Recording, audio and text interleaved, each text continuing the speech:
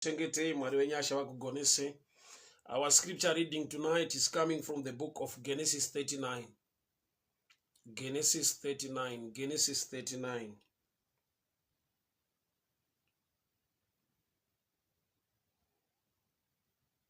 Genesis 39 from verse 19. Genesis 39 from verse 19, and I'll read. Potiphar became very angry and threw Joseph into the same prison where the king's prisoners were kept. While Joseph was in prison, the Lord helped him and was good to him.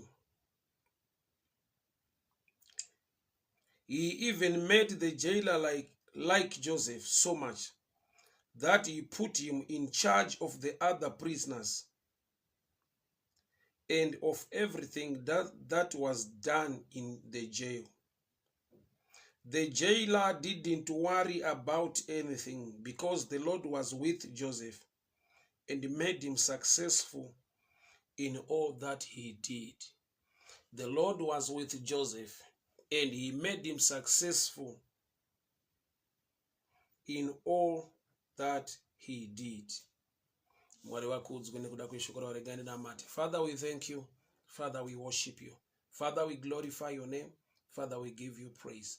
Nokuti makanaka baba makatendeka. Nokuti makanaka makarurama. Muri muchene munogona nekutida. Munotirwira nekutichengeta nekutigonesa. Taurai kuupenyu wenyu madekwani ano. Inokuti shoko renyu rinotisimbisa, rinotidzidzisa, rinotitsura, rinotigonesa. Riongwe zita renyu baba nokuti muri mutsvene. Muzita ra Jesu Kristu Nazareta. Amen and amen. A good evening to you, my Mukwena Muguti. May the good Lord bless you. May the good Lord favor you. Thank you so much for tuning in. Genesis 39 from verse 19. Iri kutsanangura pamusoro pedambudziko raJoseph uye neuwepo hwaMwari muupenyu hwake. He was thrown into prison, yet the Bible rutaura kuti the Lord was with him.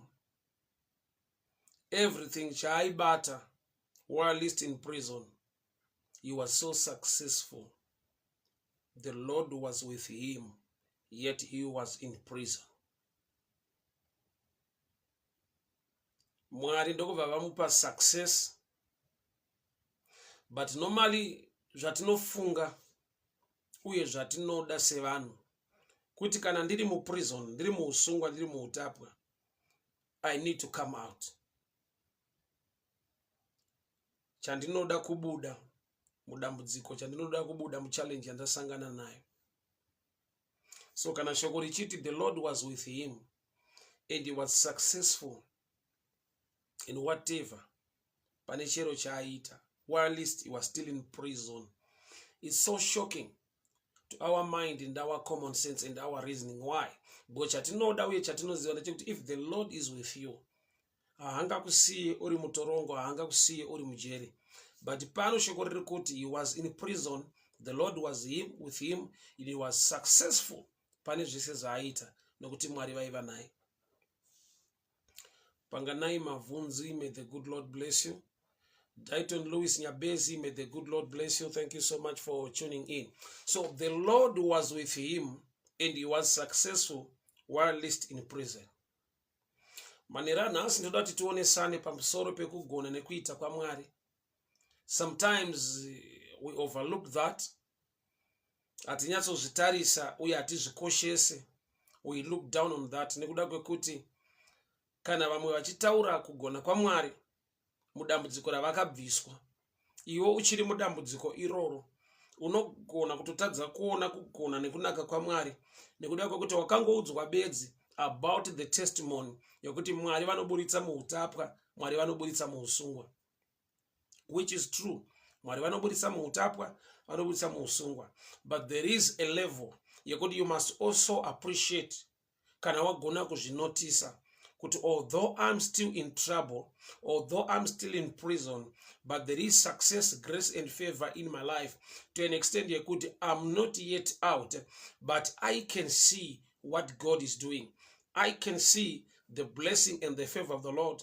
Although ndisati ndaachiva, ndisati ndabata zvandofanirwa kubata, ndisati ndasvika pandinofanirwa kusvika, but there are small things zvandinofanirwa kuona kugona nekunaka kwaMwari, zvandinofanirwa kupupura kunaka kwaMwari. Tongai Karonga, a good evening to you. God bless you. So, he was in prison. And Mwari vari kutaura pashoko raMwari kutaura pamusoro pesuccess. Unoziva chatinoti success, chatinoti kubudirira, kana kuti success, kubuda musituation inorwadza inorema. Saka pano is so shocking kuti shoko riri kuti the Lord was with him while he was in prison. And chese chaibata, God gave him success while in prison. The guy says not to prison, not in trouble. Tafadzo Evelyn Mupotsa, a good evening to you. God bless you. Thank you so much for tuning in. So he was in trouble and the Lord was with him. Kune favor, kune blessing, kune nyasha dzaitirwa ari mu situation yatingatarisira kuti dai aburitswa imomo. But pane nguva yekuti sometimes we overlook zviri kuitwa naMwari nekuda kwokuti takangoudzwawo kana takanzwa munhu vachipawo matestimony vachitaura zvikuru zvavakaitirwa, yet uri musituation yekuti Mwari vane zvidiki zvavari kuita, vane a plan to take you out, but nekuda kwokuti vane a strategy, vane kumwe kuita kwekuti hausi kubuda nhasi, nyange usati wabuda mujeri, nyange usati wabuda muchallenge yauinayo, but already can you notice the blessing and the favor of the Lord? Zvakanaka zviri kuitika. It quickly reminds me the book of Ruth.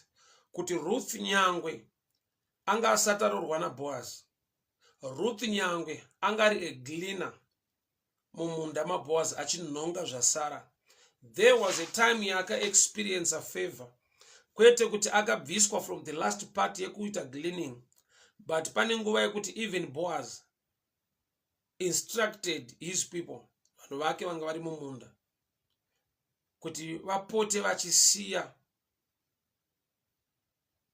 not by mistake, because the gleaners vanhu vaipika zvaisiwa by mistake or by error nemaharvesters, but Boaz wakainstructa the harvesters kuti aipotai muchisiya maune so that Ruth agone kuwana. So Ruth akapedzisira akuharvesta, but asina a title yekuti a harvester, achiri a gleaner, but ane lifestyle ya harvester, nokuti wanga waakuwana zvinowanikwa nemaharvesters, iye achinzi a gleaner. So the blessing yakatanga kubata nekumanifesta muupenyu hwake, but haana kubviswa from the last part kuuya to the front. Zvaivako mumazuva acho ndezvekuti shirikadzi kana kuti nherera ndo vaitenderwa kupinda mumunda kana vanokohwa vapedza, so that vanhongewo zvakasara by error. But this time munhu yari mumunda ende kune vatoudzwa kuti you must leave something for her. Hama dzangu, pane nguva yekuti vamwe vanogona kuenda kumberi kwechechi vopupura zvavaitirwa naMwari, vabuda musituation yauchiri. So iwe unopedzisira waakuti no, I will testify when things are okay.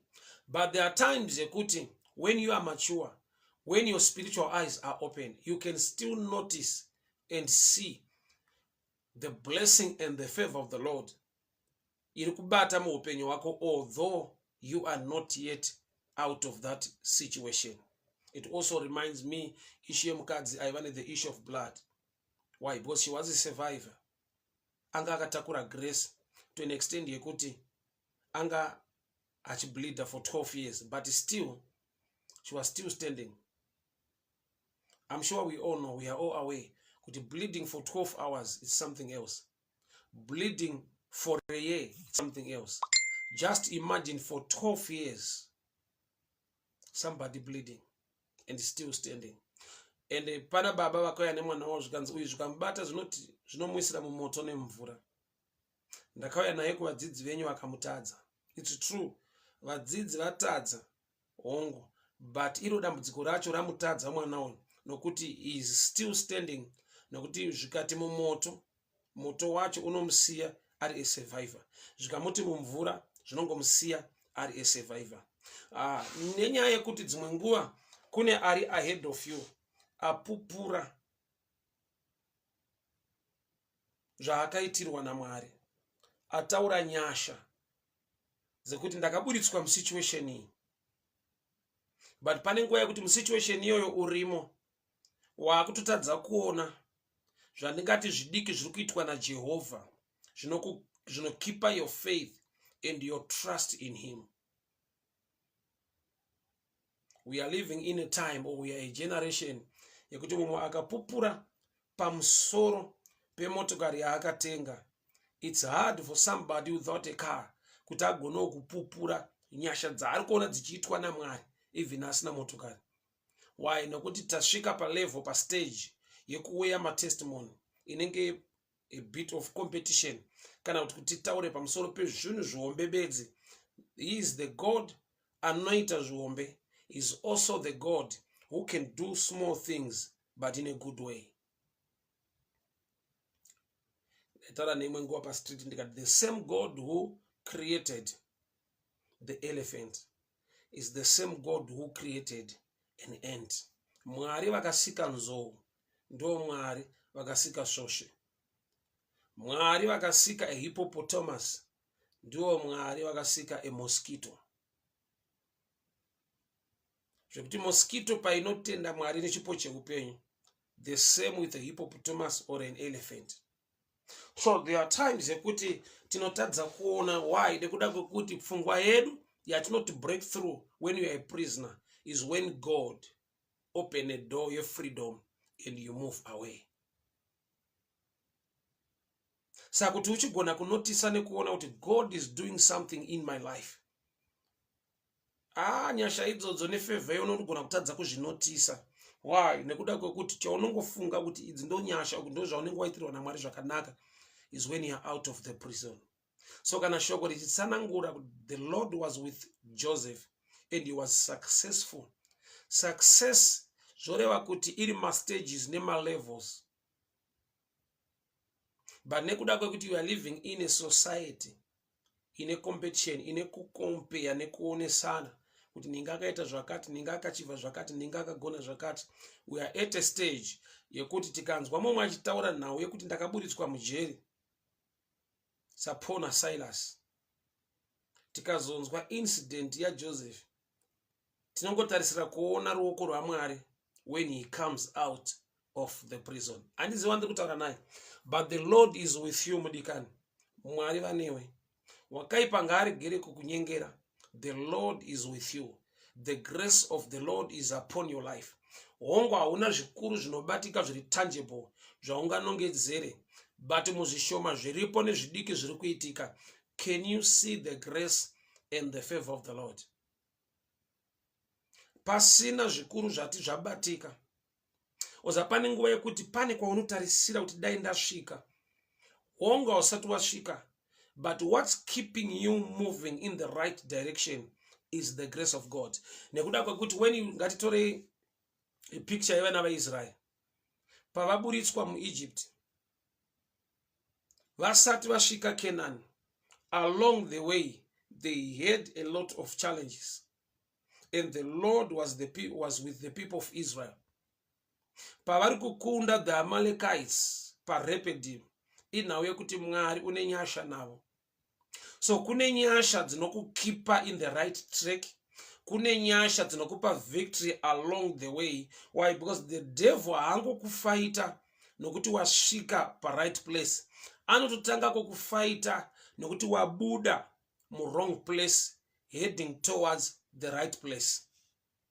The Amalekites pavakatanga kufaita the Israelites, the reason for the fight was direction, not destination.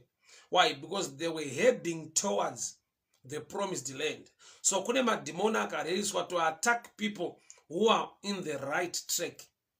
So there is a level yekuti unaatakwa kwete nokuti wasvika kana kuti waachiva, but unaatakwa nokuti you are in the right track, in the right place, or in the right direction. So victory nestrength to keep on moving. Zvinoda kutendwa nekuongwa Mwari, nekuda kwekuti unogona kutokundikana, nekuda kwekuti kune zvinogona kukufighta along the way. So distance yega yega yawafamba, you need to look back and thank God. Picture ye success already yaunzwa muupenyu hwako ukaitarisa, nekuda kwekuti kune vamwe vanotokundikana muroad macho kusvika muKenani, mupromised land, chinhu chakakura. But dzimwe nyaya dzakakosha kuramba uchifamba, kuramba uri right direction, kuramba uine the grace dzinokusustaina to keep on moving kuti ugosvika kwauri kuda kusvika. Kune a system inokuataka, a demonic system inokuataka, kwete nekuti waachieva kana kuti wasvika, but nekuda kwekuti wasimuka. Kune zvinorwa newe nekuti wangosimuka kubuda muEgypt. Kune zvinokutevera nokuti wakabuda kuEgypt. Remember, the Egyptian army followed the people of Israel. Kune mabattles ari pakati peKenani neEgypt. Mabattles iwayo haasi ekuti masvika, ndekungoti mukaramba makadaro munosvika. So the Lord was with Joseph although he was still in prison. Kurati pane nguva yatinotadza kunotisa nekuona kugona nekuita kwaMwari, nekuda kwekuti tine testimony yatakutarisira kuti asi Mwari vakandiitira zvakati, ndichatenda Mwari, ndichaonga Mwari. But there are times ekuti at this stage we need to thank God. Tinofanirwa kuva nemeso emweya ekugona kuona kuti uyu ndiMwari uyu. Favor in prison. Not favor to come out, but favor in prison. Favor in prison kureva kuti munzvimbo inorwadza haugoni kuexperience marwadzo. Munzvimbo inorema, munzvimbo ine nzara hauinzwi, nekuda kwokuti Mwari wako ari kuprovide, ane zvaari kukuitira. Nekuti ukatarisawo pane vamwe, it reminds me the book of 2 Kings chapter 4. Mukadzi akaenda kuna prophet Elisha achiti murume wangu akandisira chikwereti. Elisha ndokubva amupa instruction to go and borrow many vessels from your neighbors or from your community. Mukadzi akawana zvitini zvakawanda mucommunity. Ipo panonzi naElisha, go and borrow many vessels, not few but many. But prophetically Elisha ari kuti there are many vessels or empty jars among your neighbors or in the community. Zvinoreva izvozvo. Zvinoreva kuti although she was crying, but she had something, a small jar of oil. Yet the whole community was running dry. Her neighbors had empty jars. Zvoreva kuti vamwe vako vapa empty. But inauye kuti sometimes we don't celebrate what we have. Nekuda kwekuti we are not aware yekuti there are some who are already dry and are not crying. Kune vanhu vajaira dambudziko ravo rekuti iwo unogona kutoshamisa kuti unochema nezvauinazvo, zvekuti kune vamwe vaa dry and they are used, they are no longer crying about it. So paakanzi go and borrow many vessels, that was a picture yakuti ari kuda kuoneswa kuti you are the one crying although you are the better one in that society. Kurati hauna moyo wekuappreciata, une moyo wekungoti zvikangoti dzikirei zvikaita sekunge zvishoma, unonzwa sekunge Mwari vakurasa hapana chiri kufamba. Gamba the Lord is with you. Mwari vakuropafadza to an extent yekuti you still have something. Mafuta ako mashoma but une mafuta. Haasi kupera, hausi kuzviona, nokuti vamwe vako vane mafuta, havasisina mafuta, vane zvitini. So Elisha ari kuedza kumuratidza picture yekuti unoziva here kuti mafuta uri kuti a small jar of oil anosvika paanopera, zvekuti language yekuti a small jar of oil, it means you have something with you. The Lord has favored you to an extent yekuti there is a miracle in your house. Nekuti vamwe vese they have run dry, vane ma empty jars. and iwe uchausina empty jar, une a jar with small oil, but ndiwe wauya to complain. Kuna zvikava zvishoma to you, you call it nothing. Ndoda tinzwe language yaMaya. 2 Kings chapter 4. Vakatanga vatoti, your servant is nothing. 2 Kings chapter 4. Your servant is nothing except a jar of oil. Your servant is nothing except a jar of oil. All right. 2 Kings chapter 4 from verse 2. Tell me what I can do for you.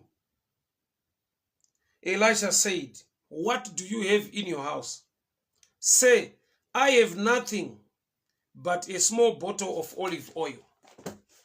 Muromo wake akatoutrena kuti kana zvinhu zviri zvishoma zvakafanana nekuti hapana. Yet zvakatosiyana. A small jar of oil ne empty jar zvine a difference. So munhu kuti agone kuona nekunotisa kuti there is grace already in this house, anogona kusazviona nekuda kwekuti kwaari zvishoma zvakafanana nekuti hapana. Gamba zvishoma nekuti hapana zvitone mutsauko uye zvakasiyana. Unoti pane nyasha dziri kumusustena to an extent kuti mafuta ake haana kuwanda, ane mashoma. Haana akawanda, ane mashoma. So miracle yakavigwa mumashoma. Mune nyasha dzirimo mumafuta mashoma ekuti angaramba achinzi mashoma but kwete kunzi hapo. Nokuti to some they don't have that grace. Why? Avo mafuta anongopera but uyu haapere. Miracle yakavigwa muzvishoma. Blapimba za mfumo wanga Mulungu akudariseni zikomo kwambiri. Thank you so much for tuning in.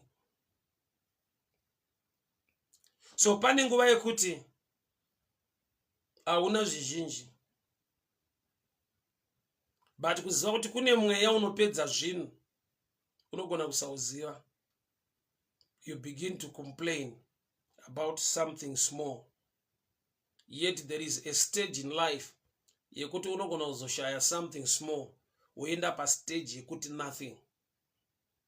So hausi pa stage ye nothing and you don't see the grace and the favor. Why? That's why Elisha agati, we are going to perform a miracle nekuda kwekuti you have something small, kuda kuti you have where to start. Unapo pekutangira. Nyasha dzakusustena kusvika pa stage yekuti pekutangira unapo.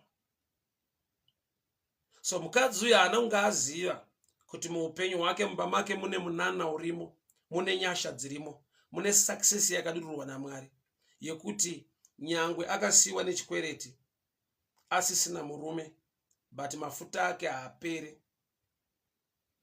Mucommunity yaari vamwe nekuda kwekuti nyangwe vaine varume but they were running dry. Vanga vaane ma-empty jars. So pane nguva yekuti the miracle is hidden in small things. Pane nguva yekuti Mwari havasi kuita zvizhinji mauri, asi vane nyasha zhinji pazvishoma zviri pauri. Pane nguva yekuti Mwari havasi kuita zvikuru, kana kuti hausi kubata mari zhinji, but pashoma yauinayo wakapiwa nyasha zhinji dzekuti unogona kutova successful nokuwana achievement. Dai waigona kuita research nekubvunza vamwe nekuona zviri mune vamwe, kana pasina nyasha nyangwe munhu akabata zvizhinji result iripo inorwadza than munhu ane zvishoma ane nyasha zhinji. John chapter 6.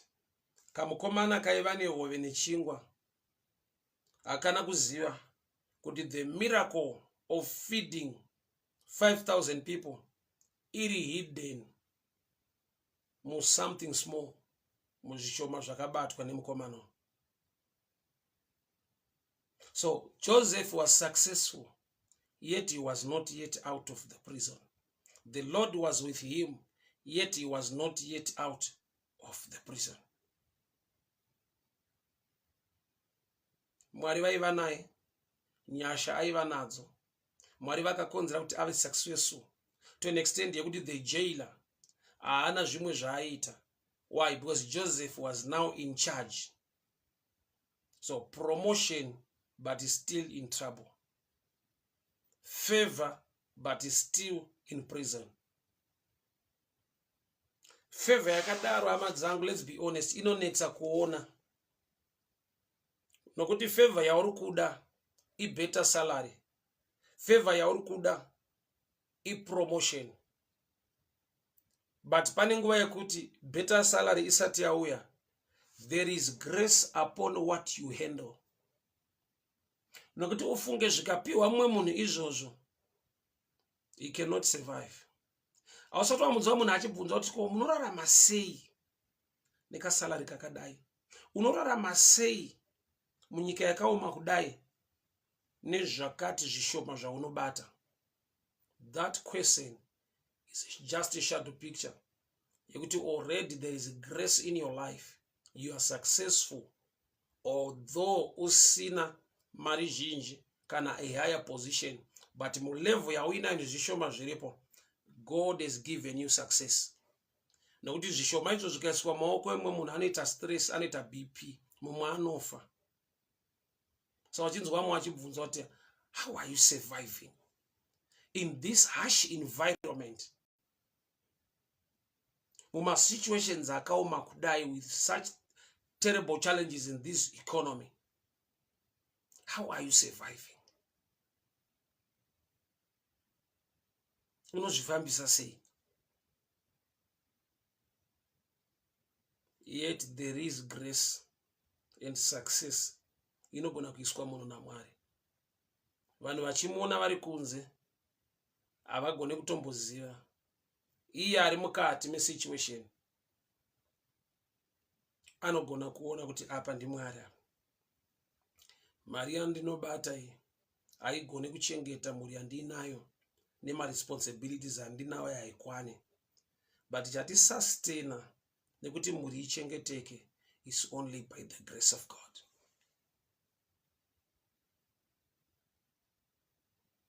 Isu family takaberekwa 666. My father was a gardener. Salary yao was far beyond kuti ungatarisire kuti a man angabereke vana 6 vakaenda kuchikoro, vakawana zvekudya, vakawana zvekupfeka. Breakdown yebudget yaikonzera a breakdown pamunhu ari kuita budget yacho, nekuda kwekuti things were not so good uchicompare nesalary nemamiriro anga akaita economy nebig family yanga ina dead.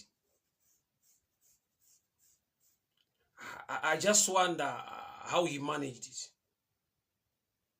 Bozo ukatarisa life yedu mazivano, having 2 kids or 3 kids vachienda kuchikoro vachidya, it's something else. But ukatarisa mumhuri yaunenge wakabva, the room I'm talking to, you wonder kuti mudhara unoita vana 6 or 7. Some they were 8, some they were 10. Utarisa salary nebasa raitwa nemunhu ari kuchengeta vana 10 or 8. Aiwekeke pese paunoda kuita breakdown yebudget, the budget ndio inokuita breakdown. But madhara iwayo anga ari masurvivor. Madhara iwayo akangova successful anyway. Vamwe vana vaunoona nhasi vava varume vakuru, vava vakadzi vakuru, vaa successful muupenyu, vakarerwa nevabereki vanga vasina a better salary, vakarerwa nevabereki kana kuti vakabuda mumhuri tsaiva nevana vakawanda kwazvo 8, 9, 10. But kune mubereki anga ne 1 salary. So kazhinji we overlook that tovatatayo life yanga iri bosterek kudara, ukaiswa mutsoka dzavo wopiwa salary iyoyo mueconomy iyoyo. Pese paunoda kuita breakdown yebudget, the budget will break you down.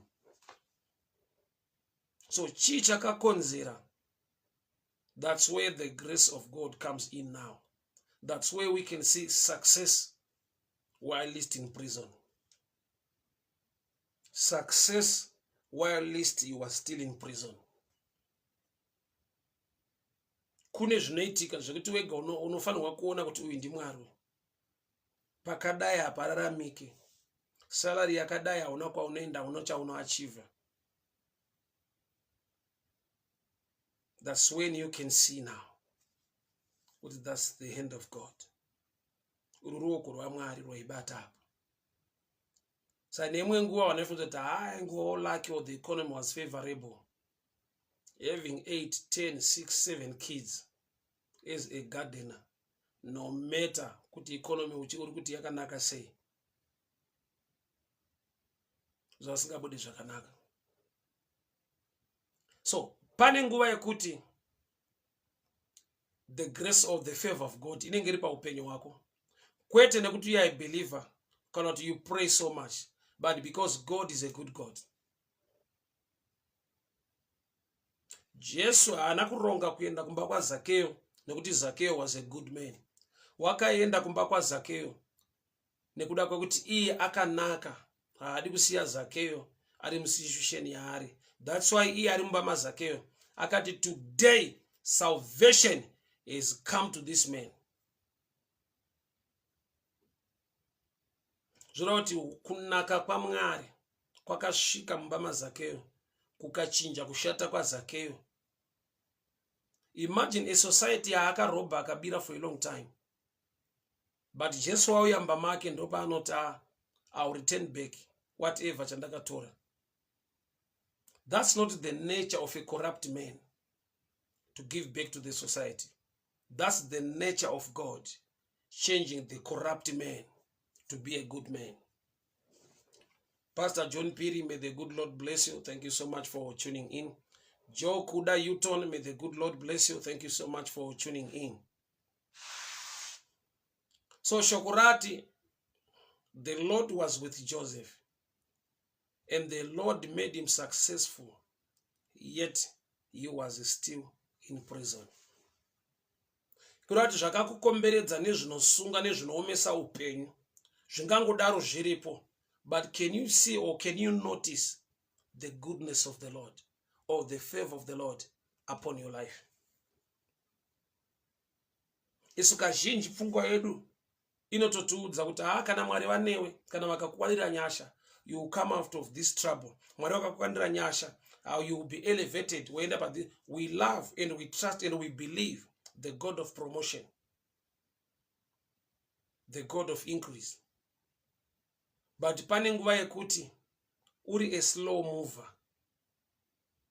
2 Kings chapter 7, kubva pavhesi ya 7. The 4 lepers havana kumhanya, vanga vasina strength or power. The Lord God joined them. Zvokuti the Syrian army yakanzwa sekunge kuri kuuya an Egyptian army or the chariots of Egypt, yet there were 4 lepers. Mwari haana kuwedzera pace, speed. Mwari haana kuvapa simba, power. Mwari akakonzera kuti the Syrian army inzwe sekunge kuri kuuya the chariots of Egypt. Avarume andonga vakatoshamsika nemaresults yekuti vasvika mukempi yeSyria and there was nothing, there was no one. Vakaluta all the camp, vakaendesa good news to the town of Samaria. Also, there are times yekuti the result must tell you that the Lord God is with you. Zvimwe zvaunosangana nazvo muupenyu, nekusangwara, nekusafunda, nekushayiwa hama, but zvimwe zvaunosangana nazvo muupenyu ngazvikupe kunyumwa kuti the Lord is on my side. Nokuti izvo hazviwanikwe netype yangu, izvo hazviwanikwe mumazuva akadai. Ukangoona wasangana nazvo, it's all by the grace of God. But dzimwe nguva inhau yekuti hatidi kutarisa musociety, hatidi kuona kuti kunze kwakamira sei.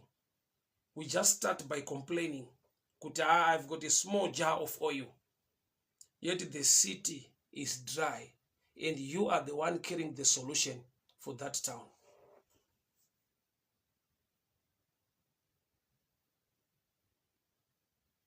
The jailer did not do anything. Surrender all responsibilities to Joseph. Kurat Joseph anga kurarama a lifestyle of a jailer. He are in jail. Ndiye anga are in charge. Aasi pa salary. Aasi a jailer. But the jailer wakashika pakupa responsibility yese kuna Joseph. Nekuda kwekungoti the Lord was with him. He was favored by the Lord, although he was still in prison. Unozoere kuti ukava nemeso anogona kuona kunaka nekugona kwa Mwari, uri mu challenge, uri mu trouble, it hurts the devil so much. Why? Because you start believing God, worshiping God, trusting God, honoring God, while at least you are still in challenge. Why? Because the devil's mindset, ndeye kuti akakufrustrate nema challenges, ukasangana nezvinorema zvinorwadza, usanamate Mwari, usade Mwari, usatrust Mwari. Pressure yese yaanounza, just like zvaari kuita kuna Job, is for Job to speak negative against God. Is for chaari kungoda the devil is to harm Job so much to an extent yekuti Job unoramba kunamata Mwari. So the devil iye pachake was the one frustrated by Job. Why? Nokuti in all things he trusted God. Pamamiriro ese ezvinhu akaramba achingovimba naMwari. Munhu aigona kuona blessing in the midst of trouble. Blessing iri papi kana munhu aine nzara. Blessing iri pa gift of life. Though hungry, but I'm still here and I need to thank God for the gift. So there is a blessing in every area.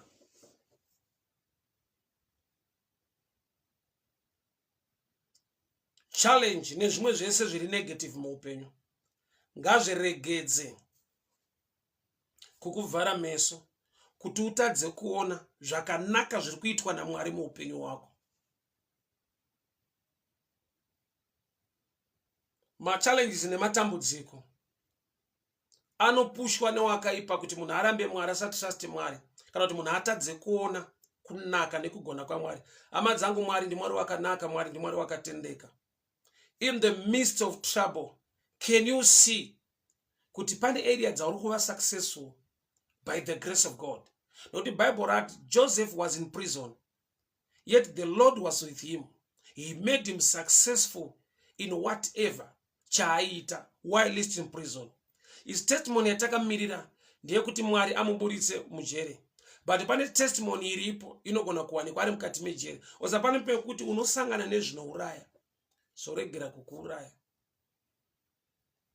But woshaiwa meso emweya ekuona kuti the problem of the challenge I'm facing yakauraya vazhinji, but I'm still here and I'm still standing.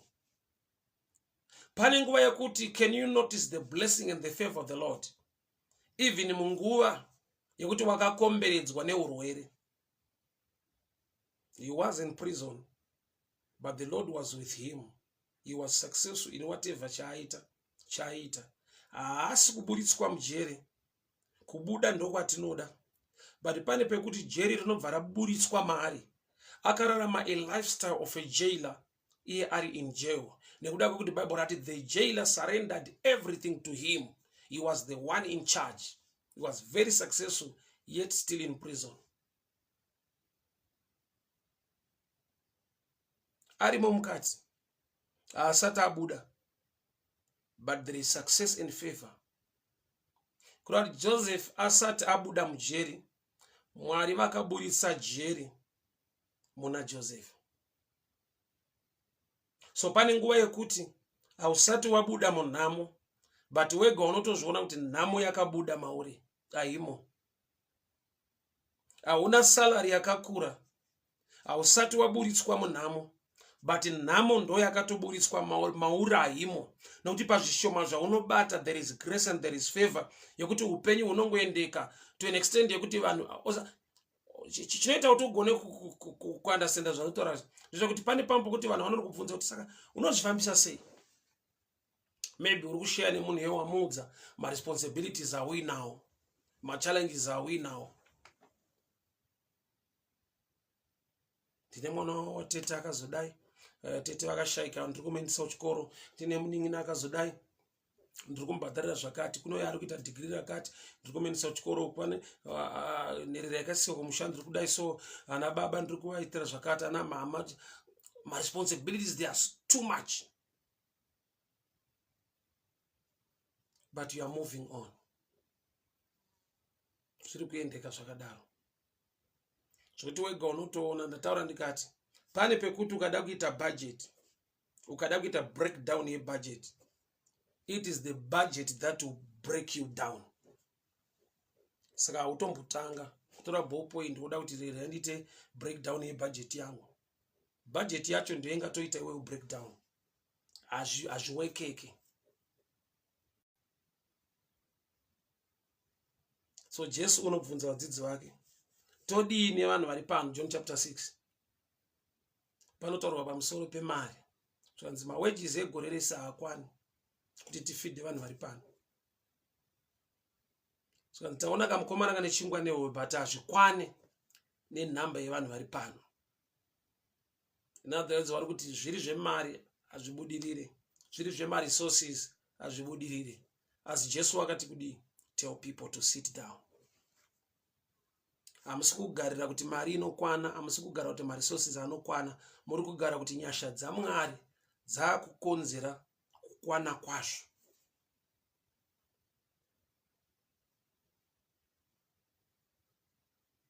We are in a time, in a season, in an era yekuti vamwe vakapupurawo zvikuru zvavaitirwa naMwari, vane zvidiki zviri kuitika muupenyu, vanonzwa sekunge it's not worth it to testify.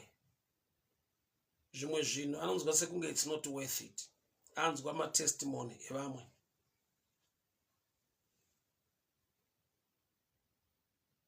So kana vamwe vachipupura kuti Mwari vakatibvisa mujeri, we are now free, zvakaoma kuti Joseph apupure kuti ndiri kuona nyasha dzaMwari, success yaMwari muupenyu hwangu irimo, iye ari in prison.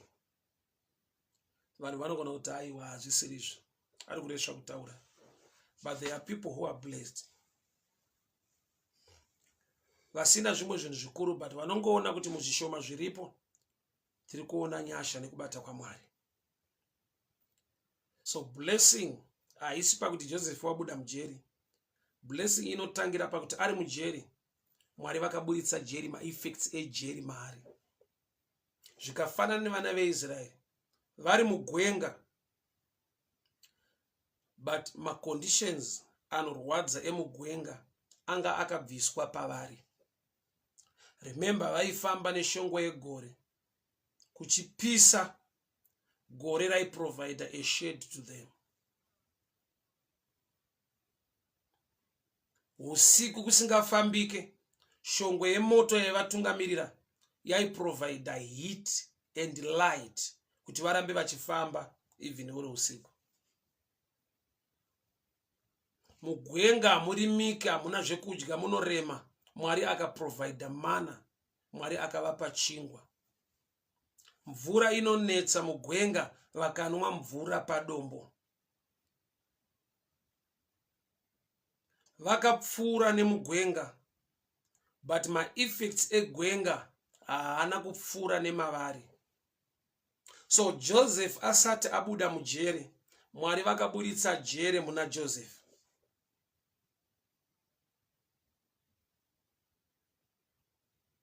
So pane nguva yekuti hongu hausati wabuda musituation yauri, but situation yacho yakatoburitswa mauri.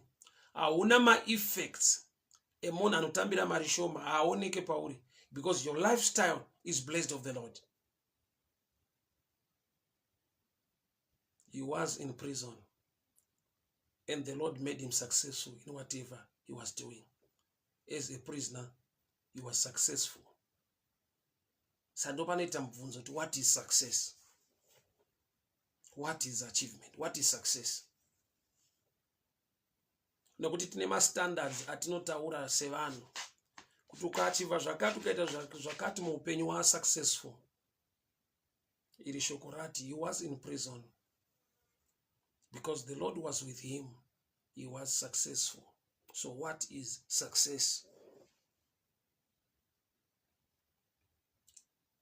Why? Tikurarama life ine competition.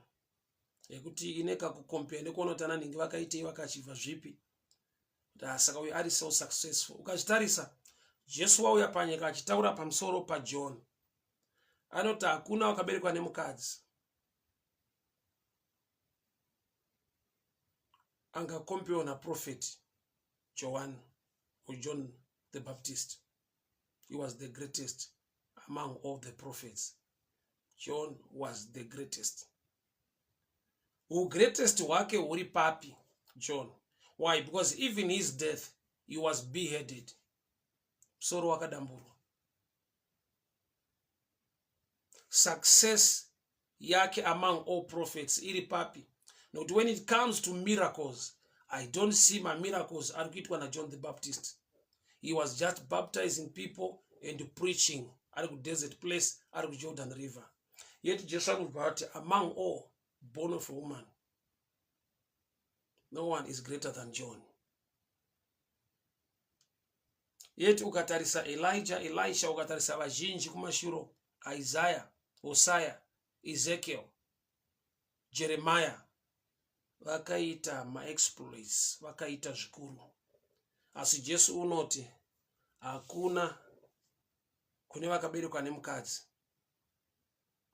greater than the prophet John. Greatness yake yanga iri papi? Ndo Paulo unoti denga kana chitaura pamusoro pe-greatness. Zvakasiyana nematariro atingaite isusu. Why? Because tirisu taigona kukompare ma-miracles. Taigona kutarisa zvimwe zvinenge zvakaitwa. But guess what? Jesu arikuti there is no one greater than John. Greatness iri papi? He showed people Jesus. Haana kungoparidza bedzi, but wakanongedzera kuti gwayana renyika, gwayana rinobvisa zvivi zvenyika. Waitaura kuti ari kuuya shure kwangu handigone kusunga tambo yebhutsu dzake. Wakaratidza vanhu ruponeso, wakaratidza vanhu Kristu. Iro gwayana renyika, gwayana ritora zvivi zvenyika. He showed people salvation. He showed people Jesus. So that greatness yese panhau dzekunamata is when we introduce or when we show people Jesus. Hakuna achievement ingadarike salvation to humankind.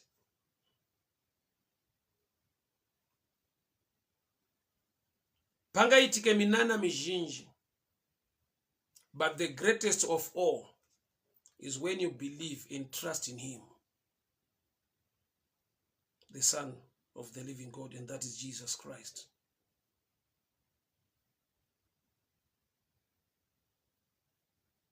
Pasina kana mamiracles aitwa na John, greatness yake ndeyekuti ari kuratidza vanhu panobva internal life, ari kutaridza vanhu panobva upenyu usingaperi. Asi dai taiva vanhu tichikompare, vamwe vaitaura pamusoro paEzekiel, vamwe paIsaiah, vamwe paNehemiah, vamwe paJeremiah. Asi Jesu unoti among all born of a woman, none is greater than John. Why? He showed people the way, the truth, in the life. So topane success yake ipapo.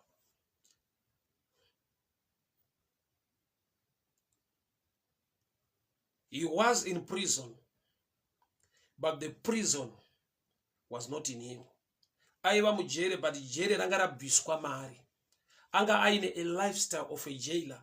Iye ari mujere, asina lifestyle yemusungwa. Blessing kana kuti success inogona kutova muupenyu hwako.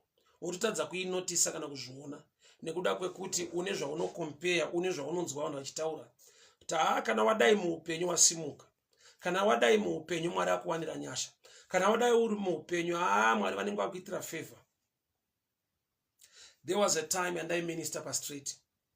Ndichitaura sermon yandakatotiwo futi, what is success? Ndakandabva pakutsanangura what is a blessing. Nekuda kwekuti Jacob achibva kumba kwaLabhani akabva aine mhuri, akabva aine mombe, aine makwai, aine zvipfuyo zvakawanda. Asi paakasangana nemutumwa akati handikusiyei kusvika mandiropafadza. So ndaita mubvunzo wekuti what is a blessing? Nekuti kana mumwe munhu achichemera kuropafadzwa, izvo Bible richiti anga ayambutsa mhuri yake, makwai, mombe, zvipfuyo zvese, asara ega anosangana nemutumwa oti handikusiyei kusvika mandiropafadza. So panoda kuti tive deeper in understanding kuti what is a blessing. Ndaifunidza kuti munhu akava nemhuri yakakura, akava nemaresources, akava nemombe, akava nezvipfuwo, akava nechiachiever. But Jacob wakasvika pakudiscover kuti chinonzi success zvichida muupenyu hwangu hachimo. People of God, hear me very well. Pane patanyarara tikatadza kutenda Mwari nekurumbidza Mwari, nekuda kwekuti tinoona nekukompea zviri mune vamwe muupenyu, toona sekunge Mwari hana zvaari kuita matiri, hatina nyasha dziri patiri. Yet you can be successful in prison. Uri musituation yekuti vanhu vakakuona vanokunzwira tsitsi, asi iwe kana wakuimbira Mwari wako, kutambira Mwari wako nekufarira Mwari wako, people are surprised kuti anozvifambisa sei nenhamo yake nemasituations ainawo, inda maari mune joy nekufara musituation iyi. Unenge waakuziva kuti ndiri mujere, asi jere harisi mandiri, ndine nyasha dzandinadzo, ndiri musituation yandiri, ndega ndinodziziva nekuzviona. Baba Rujuwa, a good evening to you. May the good Lord bless you. Pakadiko pa Canada. Mwari wakiitire nyasha. Lenama Simba, may the good Lord bless you. Thank you so much for tuning in.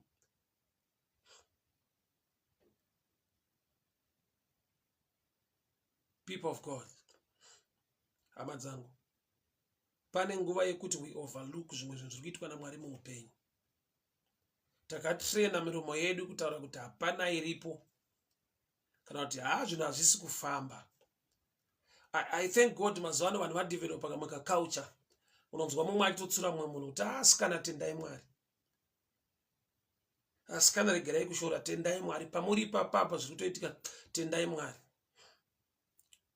Ende vamwe vabvuma kukoretika kuti handidi kunyepa hama dzangu, handisati ndaachiva zvandinoda nekusvika pandofanirwa kusvika, but I see the hand of God over my family, over my life.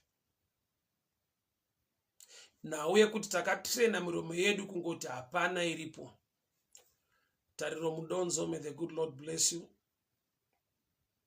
Semukadzi akanzi naElisha, kumba unei? Akati muranda wenyu haana chainacho. I have nothing zvinoreva kuti hapana, except a jar of oil. Ndokubva ndichienda mucommunity unoona the community is dry. Ukatoda ma-empty jars usatomboenda kure zvako, go to your neighbors. Vamwe vako they are dry and not complaining. Iwe une a small jar ndiwo uri kuti nothing. Sa uda kuti vane nothing vazoti kudii, because kana iwe une something waisvitsa pa level yekuti nothing na something zvakatosiyana. Kurati aitadza kuona favor yaainayo nekuda kwekuti ane zvishoma, asi aifanirwa kuziva kuti kune mweya wekutoshayisisa. so zvishoma zvinotendwa Mwari. Panotaridza kuti patone nyasha ipapo nekuda kwekuti pane mweya wokutoshaya.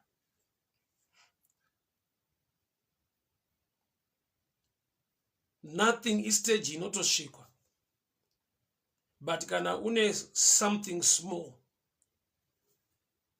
zvinotendwa Mwari nazvo izvozvo.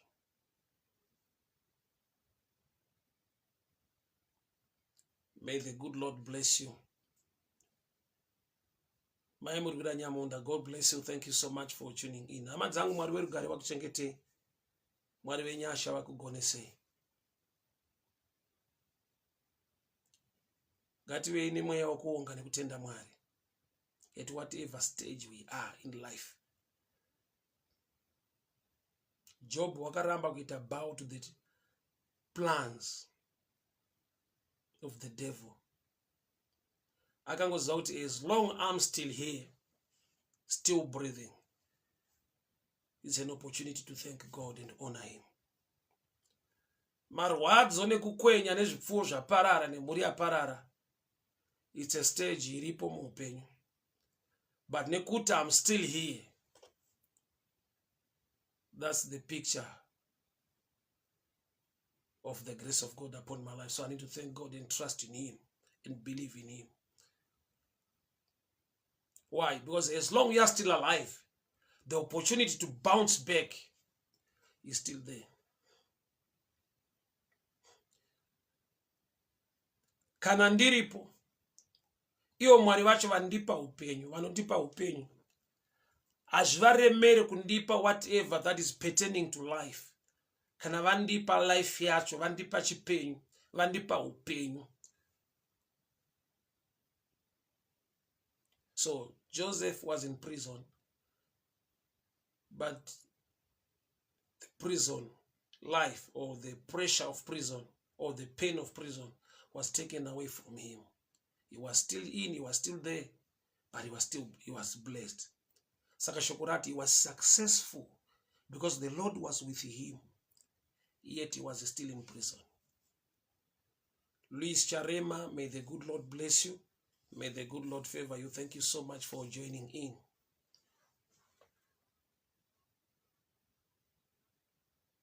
So nguva yauri, nguva yatiri, mamiriro akaita zvinhu. Wakaipa unogona kuzevezera mukati menzeve dzako. Kuti tarisa vamwe vako vaachiva. Tarisa favor yavaitirwa naMwari. Yet iwe utoriwo mufavor. But in a way kuti uri compare vanhu vari out of prison newe uri in prison. But the God of Joseph can favor you and can make you successful while you are still inside.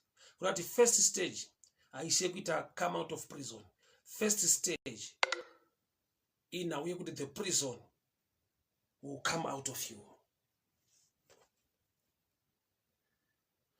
Hamba dzangu ndinotenda Mwari zvikuru manheru ano. Mwari werugare, Mwari wenyasha. I'm sure my battery is running off now. Slow battery. But anyway, thank you so much. Join me tomorrow morning for prayer session. Join me tomorrow morning for prayer session. I pray for the hand of protection, hand of blessing, hand of favor to be upon your life. Mwari ndi Mwari wakanaka, Mwari ndi Mwari wakatendeka. At every stage of life, we need to honor him and thank him.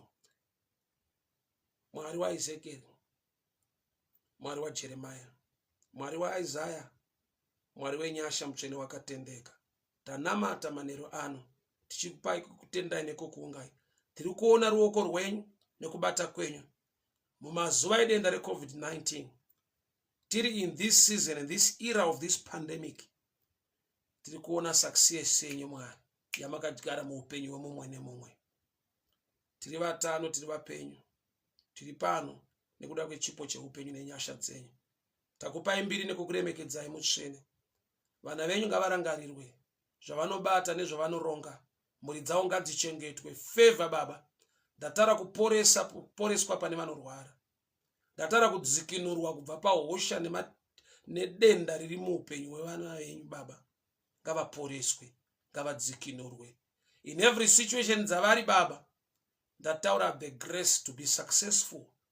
Nyange vasati vasvika papanofanirwa kusvika, imi munavo, imi munovarwira, munovagonesa. takupai mbiri nekukuremekedzai muzita raJesu Kristu weNazareta. Amen and amen. God bless you, God bless you, God bless you. A good night to you. May the good Lord bless you. May the good Lord favor you. Murare munyasha hama dzangu. Bye bye.